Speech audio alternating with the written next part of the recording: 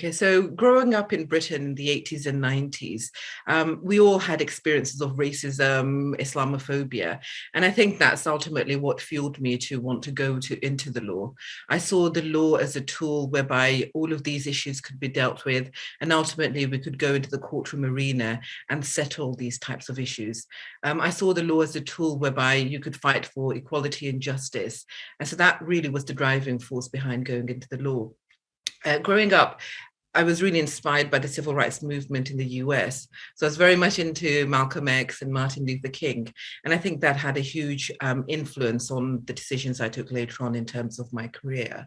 I wanted to be a lawyer, I wanted to be an activist, and I wanted to combine the two so that I could use the skills and the tools I have to improve the conditions of people generally. In the UK, for example, there are approximately 170,000 lawyers. So that's solicitors and barristers. Now, of that, only, I think it's about 1900, just under 2,000, there are only 2,000 Queen's Counsel. And so it's, I guess, the top tier of the legal profession. It's very difficult. And if you look at the statistics, the bar has been around. They can date it back to 600 years, so the legal profession for about 600 years in the UK. During that time, only 575 women have ever been made Queen's Counsel. Of that, not more than 40 women from Black and ethnic minority backgrounds have ever become Queen's Counsel. And I say 40, the Bar Council statistics are actually 31 Black or ethnic minority women last year. This year, including myself, 4 were appointed. And I'm adding a few more because I think before there have been a few, but I doubt that more than 40 women from Black and ethnic minority have ever become Queen's Counsel. In terms of hijab wearing, I'm one of 2 women to have become Queen's Counsel, and I'm the first at the criminal bar. So the statistics aren't great. Yeah, so it is incredibly tough. So you're officially recognized as being excellent as an advocate. And anybody setting out in a career in law, anybody who goes into the profession, anybody who becomes a barrister always aspires to become Queen's Counsel. It's I guess, the ultimate, where you feel that now you've entered the ranks of those who are excellent. So that is what Queen's Counsel means to anybody coming into the profession. So yes, my husband's Queen's Counsel. So he took silk in 2016. I, of course, took silk a few days ago, so 2022. My daughter, who's 9, we're hoping she'll also eventually, when she's older now, she'll take silk. But it's interesting because before she used to say, oh, and she teases us quite a lot. And she used to, say, oh, well, who's the better lawyer, mummy or daddy? And just, have us debating it at home. And so she used to say, oh, mummy, I'm going to be a Queen's Counsel like my dad. So I think as of Monday, the narrative's changed now. She's now saying, I want to be Queen's Counsel like mom. So yeah, there is this very interesting dynamic at home. So my daughter wants to be a lawyer. And so we've said now it's on you to see, how soon you can become Queen's Counsel. Yeah, representation is really important. When I came to the bar and I started off primarily doing crime, there was really nobody wearing a hijab in the profession. And when you looked around, there was just really nobody like you. And you did wonder, well, can I make it in the profession? Can I reach the upper heights of the profession? Because you just don't see anybody like you. So I think representation is really important. I've had an overwhelming response from people from everywhere, students, lawyers, congratulating me on becoming Queen's Counsel and celebrating with me, which is really what I wanted. It's not an achievement for myself, but I hope it's an achievement for women out there, for people from minority backgrounds, from people from religious backgrounds, because we all have the same struggles. And when you see somebody making it, then it really opens up the door. Sometimes in our own minds, we feel we can't achieve things until we see it. And I hope it opens up the doors, not only physically, but opens it up in our minds that we can then adopt a can-do attitude. I think it's really important for girls also to, I guess, see people like them in positions, sort of, I guess achieving positions at the heights of the profession. It's important because girls are told, perhaps subconsciously and sometimes overtly as well, that there are things that they can't achieve. You have layers and layers of this. So if you're from a minority background, ethnic minority or Black, then you're told again you can't make it because of your race. And again, if you're a Muslim, you're told that becomes an added layer of difficulty and challenge. And when you're visibly Muslim, when you're wearing a hijab, that's a fourth layer that you have to contend with. And so it's really important for young girls from a very young age to know whatever it is that society may hold against them, that it is possible to overcome those challenges.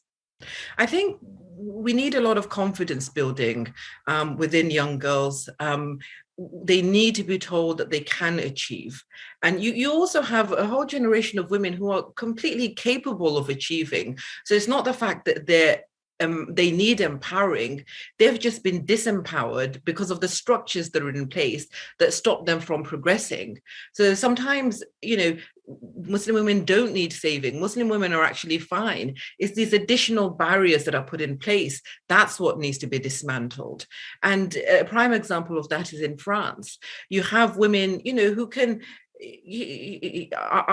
like myself, who practice the law, but the courts have said in France that actually they can't wear the hijab and practice the law.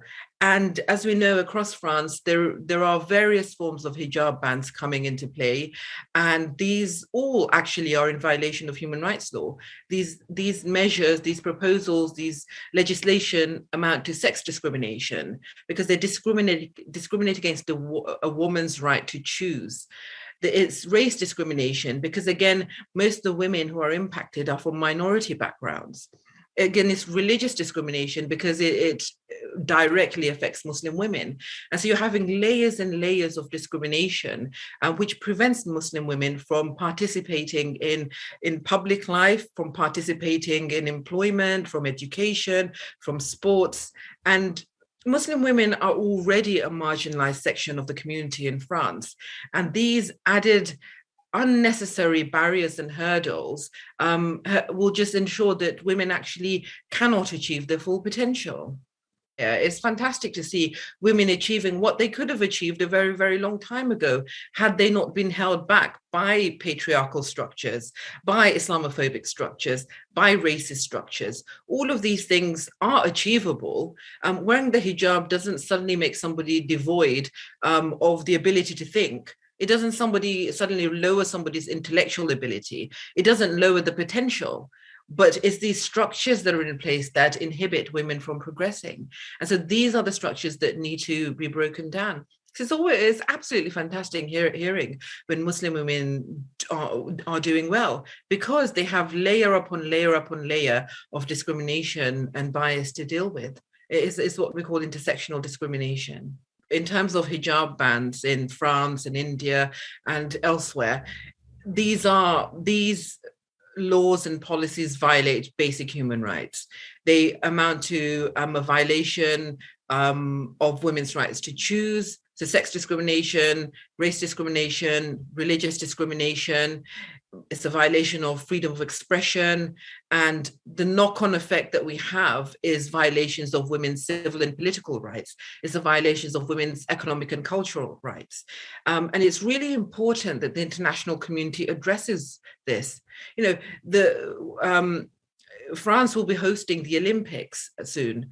And the Olympics are all about bringing countries together, bringing different cultures together so everyone can unite under the banner of sportsmanship, under the banner of camaraderie, under the banner of peace and understanding and tolerance of different values and cultures.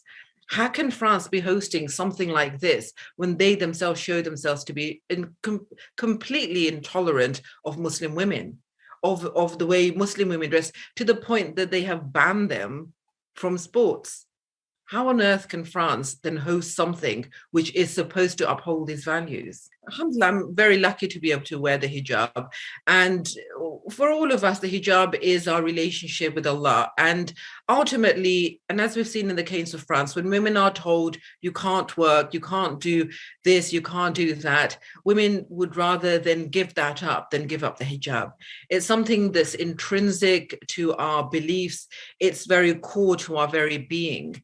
And so actually to have a state carrying out an incursion into this space. It's called the forum internum. It's the space that we have within us that should never be violated. The freedom to think and the freedom to believe.